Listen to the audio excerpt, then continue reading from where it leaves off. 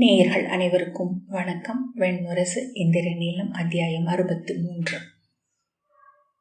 கரிய மார்பில் உருத்திரவெளி மணி மாலை போல வளைந்து கிடந்த சித்திதாத்ரியின் ஆலயத்தின் பாறை வெட்டுப்படிகளில் இடையுலைத்து தோளசைய உடல் சூடிய அணிகள் ஒலிக்க ஆடைகள் அலைகளென ஒலிக்க ஏறும் ருக்மிணியை அமிதை பதைக்கும் நெஞ்சுடன் தொடர்ந்தாள். கற்கள் வெட்டி அடுக்கி எழுப்பப்பட்ட ஆலயத்தின் மேல் கற்சிற்பங்கள் செறிந்த 3 அடுக்கு சிறு கோபுரம் அமைந்திருந்தது. தவமுனிவர் தலைமேல் சுற்றிய சடைமுடி கற்றை என தெரிந்த அதன் மேல் மலர் காவிக்கொடி காற்றில் பறந்தது.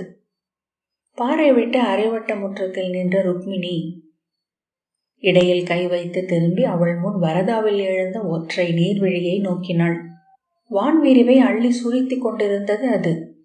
பல 100 முறை நோக்கியதென்றாலும் அங்கு நின்று அவ்வண்ணம் பார்க்கையில் அமிதை நெஞ்சு நடுங்கினாள்.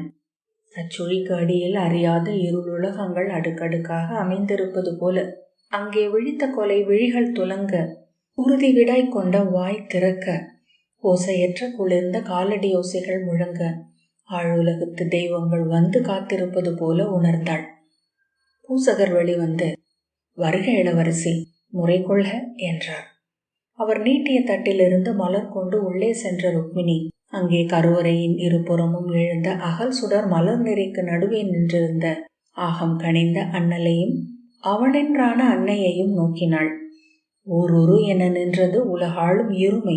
வலதுடலில் சடைமகுடமும் சுடர் விழியும் திமிர்ந்து எழுந்த தோளும் சல்லடம் அணிந்த இடையும் கழலணிந்த காலும் தடக்கை கொண்ட சூலமும் என அவன் தெரிந்தான். இடதுடலில் மலர் குழைந்த முடியும் குழையணிந்த காதும் நான் பூண்ட நீள்விழியும் நகை கரந்த சிற்றிதழும் கழை எழில் மென்தோளும் முளைச்சரிவும் இடைவளைவும் தொடை முழுப்பும் நிறை கொண்டு ஊன்றிய சிறு செம்பாதமுமாக அன்னை நின்றிருந்தாள். அன்னை கையில் முற்றிலும் மலர்ந்ததொரு மலரை வைத்திருந்தாள். விழி தூக்கி கை கூப்பி அன்னையை நோக்கி நின்ற ருக்மிணி பின் திரும்பி அமித்தையிடம், "நலம் திகழ்க அன்னையே" என்றாள். நாப்பட்ட கண்டாமணி வளையம் என நெஞ்சதிர, என்ன சொல்கிறாள் இவள் என அமிதை இடக்கையால் முளைக்குவையை அழுத்தி கொண்டாள். மீண்டும் ஒரு சொல்லின்றி திரும்பி பூசகர் அளித்த மலரும் குங்குமமும் பெற்று குழலிலும் மேல் நெற்றியிலும் அணிந்து ருக்மிணி வெளிவந்தாள். அவள் பின் பதறும் கால்களுடன் அமிதை ஓடினாள். தெய்வங்களே, இத்தருணம் நான் விழுந்து விடலாகாது. நான் நெஞ்சுதிர்ந்து நிலையழிந்து விடலாகாது. என் இளையோள் அவன் கரம் பிடிக்கும் அக்கணத்தை நான் காண வேண்டும். இனி இவ்வுயிர் உடல் தங்கும் நாளெல்லாம் நினைத்திருக்க எனக்கு ஒரு விடியோவியம் வேண்டும். இந்நிறைவை நோக்கியே இது நாள் வரை வந்தேன். மூளை கனிந்தேன், உடல் மலர்ந்தேன், உளமுருகி வாழ்ந்தேன். அஞ்சி ஐயுற்று துயர் நெஞ்சி களியாகி பித்தாகி இருந்தேன். ருக்மிணி ஆலய முற்றத்தை சென்றடைவதற்குள் அங்கு எழுந்த போர்க்குரல்களை அமிதை கேட்டாள். அங்கே ருக்மி உரத்த குரலில் வாளை நீட்டி கூவியபடி, "சூழ்ந்து கொள்ளுங்கள், அணுகுங்கள், படைக்கலமேந்திய எவரையும் கொன்று வீழ்த்துங்கள்" என்று கூவினான். குதிரைகள் சவுக்கடிப்பட்டு கனைப்புலி எழுப்பியபடி குழம்புகள் தடதடக்க மண் சாலையில் ஓடி வரதாவின் பெருஞ்சுழியின் வளைவு விளிம்பை அடைந்தன. நீர் வருடி சென்ற வரதாவின் கரைமணலில் பதிந்து இறங்கி சூழ்ந்தன. வீரர்கள் போர்க்குரல் எழுப்பினர். முற்றத்து விளிம்பிற்கு வந்த அமிதை சுழியின் விளிம்பில் 3 படகுகள் கயிற்றால் கட்டப்பட்டு சுழற்றப்படுபவை போல விரைந்து வருவதை கண்டாள். வரதா ஏந்திய நீர்வில்லில் இருந்து எழுந்த 3 அம்புகள், அவற்றிலிருந்து சிறு வெள்ளி மூக்கு கொண்ட பறவைகள் என அம்புகள் எழுந்து இறங்கி கரையோரமாக சென்ற வீரர்களை தைத்து புறவிகளிலிருந்து அலறி விழச் செய்தன. விழுந்தவர்கள் மேல் மிதித்து சென்ற புறவிகள் கால் தடுமாறி துள்ளி விழுக அவற்றில் இருந்த வீரர்கள் கூச்சலிட்டனர்.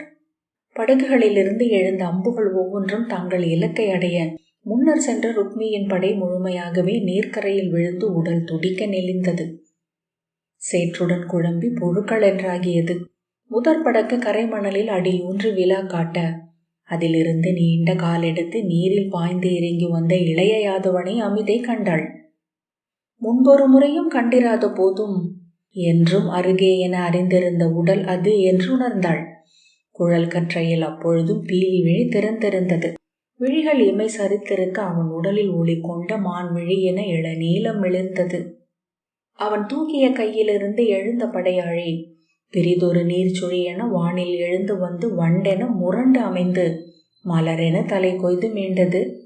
ஒற்றை விரைவில் 3 தலை கொண்டு மீளும் படையாழி ஒன்று இப்புவியில் உண்டென்று பெருங்கவிஞர் சொன்னாலும் அவள் நம்பியிருக்க மாட்டாள். தொட்டு தொட்டு உயிர் வீழ்த்தும் அவ்வாழி முன்பு தான் அளித்ததை உரிமையுடன் பெற்றுக்கொள்வது போல உயிர் வாங்கியது. அருந்த தலைகள் புன்னகைக்கும் விழிகளுடன் மணலில் சரிந்து குழல் இழுபட உருண்டன. குருதி விழும் உடல்கள் நின்று கையசைத்து கால் தள்ளாடி மண் அணைத்து விழுந்தன. நீர்ப்பெருக்கின் விரைவில் படகுகள் சுழிக்க அவற்றை கழியூன்று நிறுத்தினர் குகர். 2வது படகில் இருந்து பாய்ந்து இறங்கிய பலராமர் தன் 2 கரங்களிலும் சங்கிலிகளால் கட்டப்பட்ட பெரும் கதாயுதங்களுடன் ஓடி வந்து அங்கே பதறி நின்றிருந்த புறவி ஒன்றில் பாய்ந்து ஏறி வேலுடனும் வாளுடனும் கூச்சலிட்டபடி அணுகிய ருக்மியின் படைகளுக்குள் புகுந்தார். இரும்பு கதாயுதங்கள் அவர் விழாவில் எழுந்த 2 சிறகுகள் எனச் சுழன்று தலைகளை நுரை குமிழிகள் என உடைத்து சிதறச் செய்தன. சில கணங்களில் அவரது வெண் பளிங்கு உடல் குருதி வழிய அக்கணம் பிறந்த குழந்தை என்றாயிற்று. களி கொண்டிருந்தார் பலராமர். சிரித்தபடி வருக வருக என்று கூவினார். சுழலும் கதைகளில் இருந்து தெரித்த குருதி மழையென அவர் மேலேயே பொழிந்தது. அந்த செம்மழையால் சூழ்ந்து காக்கப்பட்டவராக ருக்மியின் படைகளை ஊடுருவி வந்தார். தோளில் பட்ட கதாயுதத்தின் அடியால் படைத்தலைவன் ஒருவன் முட்டை என சலம் சிதறி விழுந்தான். அவன் மேல் குழம்பு வைத்து குதித்து வந்த பலராமரின் புறவியும் குருதி குமிழி என்றாகிவிட்டிருந்தது. அதன் பிடரி மயிர்களிலிருந்து செம்மணிகள் சிதறின. அவருடன் செம்புறவியில் ஏறி வந்த இளைய யாதவன் செம்பறவையின் இறகுகள் மேல் அமைந்த நீலக்கழுத்தென தோன்றினான். குலையா நடையுடன் ஆலய முற்றத்தை அடைந்த ருக்மிணி விண்ணிறங்கியவன் போல் ஒழுகி வந்த அவனை விழிவிரித்து நோக்கி 2 கரம் கூப்பி சிலையென நின்றாள். 1000 யுகங்கள் அங்காம் முற்றத்தில் அவ்வண்ணம் தவம் இயற்றுபவள் போல, அக்கணம் அணைவதை எப்போதோ அறிந்திருந்தவள் போல. அந்த ஒரு கணம் 1000 பகுதிகளாக துண்டுபட்டு சிதறி தன் முன் நிற்பதை அமிதை கண்டாள். ஒன்றில் அவமதிப்பும் சினமும் கொண்டு இழுக்கப்பட்ட திரைச்சீலையின் சித்திரம் போல் சுளித்த முகத்துடன் விரித்த கண்களுடன் வெறி கொண்டு கூவியபடி தன் வாளை சுழற்றி முன்னால் பாய்ந்தான் ருக்மி. இன்னொன்றில் எப்போதும் களி எழுந்த விரிந்த முகத்தில் குருதி துளிகள் மணிகள் என உருண்டோட, கூந்தல் இழைகள் குருதி சொட்டி தோளில் விழுந்து புரள, தசை புடைத்து எழுந்த பெரும் கைகள் தூக்கிச் சுழற்றும் கதைகள் இரும்பு சகடம் ஒன்றில் சக்கரங்கள் போல சுழன்று வர பலராமர் வந்தார். பெரிதொன்றில் புன்னகைக்கும் இதழ்களும் கனவில் மயங்கிய கருவிழிகளும் நீலமென மலர்ந்த சிறு தோள்களும் கொண்டு காலை முகில் என வானில் அசைந்த புறவி மேல் இளைய யாதவன் வந்தான். மற்றொன்றில் அவன் சக்கரம் பசியடங்கா பாதாள விலங்கின் நா எனச் சுழன்று குருதி துளிகள் என மானுடரை நக்கிச் சென்றது. அவன் கொண்ட போர் வெறி முழுக்க அவன் புறவியின் விழிகளில் தெரிந்தது. அதன் மேல் அவன் ஊழகத்தில் என அமர்ந்திருந்தான். வேறொன்றில் படைத்தலைவன் ஒருவன் சிதறி தெரித்தான். ஒன்றில் தலையற்ற உடல் ஒன்று புறவி மேல் தத்தளித்து குப்புற விழுந்தது. ஒன்றில் புறவியால் மிதிப்பட்டு நெஞ்சு விழுந்த ஒருவன் அலறினான். ஒன்றில் புறவி தலையுடைந்து காதிலும் மூக்கிலும் குருதி சிதற விழுந்து துடித்தது. ஒன்றில் தனித்த வாள் ஒன்று மணலில் கிடந்தது. ஒன்றில் சிறகு நடுங்க அம்பு ஒன்று மணலில் தைத்து நின்றது. அதன் நிழல் அருகே மணலில் விளையாடியது. ஒன்றில் இனி இல்லை என இறக்கும் கையொன்று சுருங்கி விரிந்தது. ஒன்றில் இனி இவ்வுலகில் இல்லை என காலொன்று மண்ணை உதைத்தது. ஒன்றில் பெரும் சக்கரம் கையில் சுழல வெண்ணிழந்தோன் கொண்ட நீர் வடிவம் என வரதா ஒளிந்து கிடந்தது. 1000 கணங்கள் ஒன்றென இணைந்த மறுகணத்தில் இளைய யாதவன் வந்து தன் நீண்ட வலக்கையை நீட்டி ருக்மிணியை இடை வளைத்துச் சுற்றி அள்ளி புறவியில் ஏற்றிக் கொண்டான். அமுத கணமென அதை நோக்கி திகைத்த அமிதையின் அகத்தின் கிளை மேல் அமர்ந்திருந்த கிளி ஒன்று சொன்னது. ஆடை சிறகென எழுந்து பறக்க, குழல் நெளிந்து காற்றில் உளைய, புறவி மீது அமர்ந்து செல்லும் ருக்மிணியை அவள் கண்டாள்.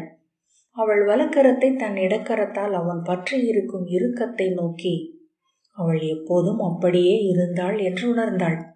அங்கு அவள் நின்றிருந்தாள். அதை என்றோ இளமையில் உணர்ந்திருந்தாள். கைமகவென எழுந்தமர்ந்து களிப்பாவை ஏந்தி விளையாடத் தொடங்கிய போதே அவள் அதை அறிந்திருந்தாள். சிற்றாடை கட்டி மரமேறி மலர் கொய்து விளையாடிய போது, கண்ணி என்றாகி காதலுற்று கண் கழுந்த போது, அன்னையாகி உடல் பெருகி உளம் நிறைந்த போது, குருதி வார பெற்றெடுத்த மகவின் சிறு செவ்வுடலின் இறுதி துடிப்பை கண்டு முலை விம்மிய போது, முலை தேங்கிய சுடு சீம்பாலை உயிர் பதற வலி கொண்டு கதறியபடி கரந்த சுவரில் பீச்சிய போது, பின்பு அவள் கையில் வந்தது கனி. முலை சப்பி அவள் களி தீர்த்தது. உடல் உருகி அவளுக்கு ஊட்டுகையில் பெண்ணென்றானது எதற்கென அறிந்தாள். பின் அவளுடன் இருந்தாள். அவள் என்றாகி வாழ்ந்து அக்கணம் வரை வந்தமைந்தாள். மீண்டும் குழவியாகி சிறுமியாகி கன்னியாகி காதலாகி அன்னையும் ஆகி நின்றாள். அக்கணம் பெருந்தனிமையென வானும் மண்ணும் மானுடரை சூழும் இக்கணத்தை ஏன் படைத்தது புடவி கொண்டு பகடையாடும் பிரம்மம்? அமிதை கால் தள்ளாட நடந்தாள். சென்ற வழி எங்கும் குருதி சிதறி செம்மண்ணுடன் குழைந்து கிடந்தது. மண்ணை அள்ளி பற்றிய விரல்கள், வான் நோக்கி விழித்த விழிகள், சொல்லி முடியாத உதடுகள், தொலைவில் கைவிடப்பட்ட புரவி ஒன்று தான் பட்ட புண்ணை நக்கியபடி எவருடன் என்றில்லாது குரல் எழுப்பி மன்றாடியது. வரதாவின் ஒளி கொண்ட இலைகள் காற்றில் ஆடின. பறவைகள் ஏதுமறியாதவை என ஒலி எழுப்பிக் கொண்டிருந்தன. அனைத்து ஒலிகளும் அணைந்தன. அவள் முன் அங்கிருந்து இளையவன் ஒருவன் வந்தான். சிரித்த முகத்தின் ஒளி மிக்க பற்களை அவள் தொலைவிலேயே கண்டாள். அவன் நடை நன்கறிந்ததாக இருந்தது. அணுக அணுக தெளிந்த கண்கள் மிக அணுக்கமானவை. நீல நரம்பூடிய நீண்ட கைகள், இறுகிய இடை, சிறு செவ்வுதடுகள். அவன் அவள் முன் வந்ததும் நின்று, "அன்னையே வருக" என்றான். "மைந்தா நீ?" என்றாள் அமித்தை. "என்னை அறிய மாட்டாயா?" என்று அவன் கேட்டான். அக்குரலை எத்தனை முறை கேட்டிருப்பாள். அவனா? "அன்னையே, உன் வயிற்றில் பிறந்தேன். பின் அவள் உடலில் அமைந்து உன்முலை உண்டேன்." அவள் கண்கள் நிறைந்து வழிந்தன. நெஞ்சை பற்றி கொண்டு, "நீயா மைந்தா, நீயா?" என்றாள். அங்கு எப்போதும் ஒளிதான் அன்னையே. இசையே ஒலி என்றான ஓர் உலகு. அமித்தை அவன் கைகளை பற்றி கொண்டாள். இரு கைகளாலும் பொத்தி எடுத்து நெஞ்சோடு சேர்த்தாள்.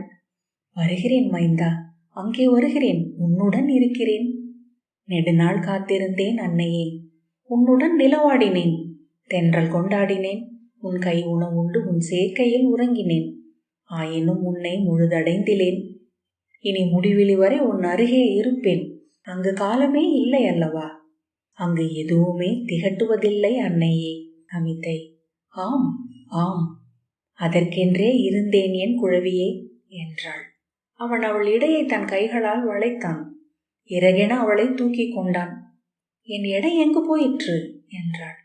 "அது மும்மலம் சேர்ந்த ஊன் தடி, உனக்கெதற்கு அது?" என்றான். அங்கு எப்போதும் விளையாட்டு மட்டுமே, இருத்தல் என்பது இன்பம் மட்டுமே. அமிதை அவனுடன் முகில்களின் மேல் ஏறிச் சென்றாள். "மைந்தா, நீ கொண்ட நீல பீலி எங்கே? வேங்குழல் எங்கே?" என்றாள். "நீ விழைந்தால் சூடிக்கொள்கிறேன் தாயே" என்றான் அவன். இந்திரநீலம் 63வது அத்தியாயம் இத்துடன் நிறைவு பெற்றது. நன்றி.